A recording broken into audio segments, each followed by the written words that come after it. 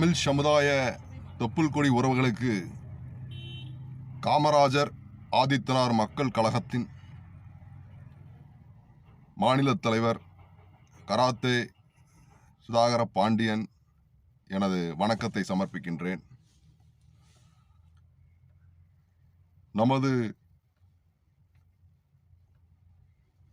மாவீரன் karate செல்வி நாடார் அவர்களுக்கு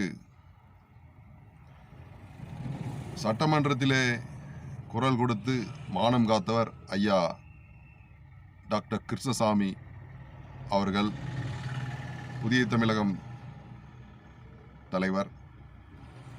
அவர்களின் மகன் திரு டாக்டர் ஷியாம் கிருஷ்ணசாமி அவர்கள் நெல்லை தொகுதியிலே போட்டியிடுகிறார். திருநெல்வேலி தொகுதியிலே அவர்களுக்கு தமிழ் சமுதாயமான தேவேந்திரகுல வேளாளர் சமுதாய சொந்தங்கள் அனைவரும் வாக்களிக்க வேண்டும்.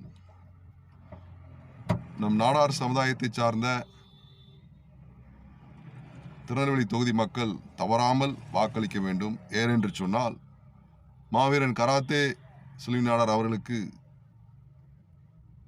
நிகழ்ந்த கொடூர சம்பவத்தை சட்டப்பேரவையிலே குரல் கொடுத்து மானம் காத்தவர்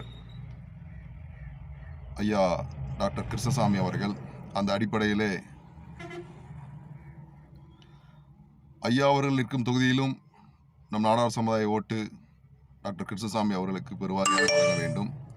திருநெல்வேலி தொகுதியிலே இருக்கும் நம் நாடார் சமுதாயம் 15,000 வாக்குகள் இருக்கிறது. அதை முழுமையாக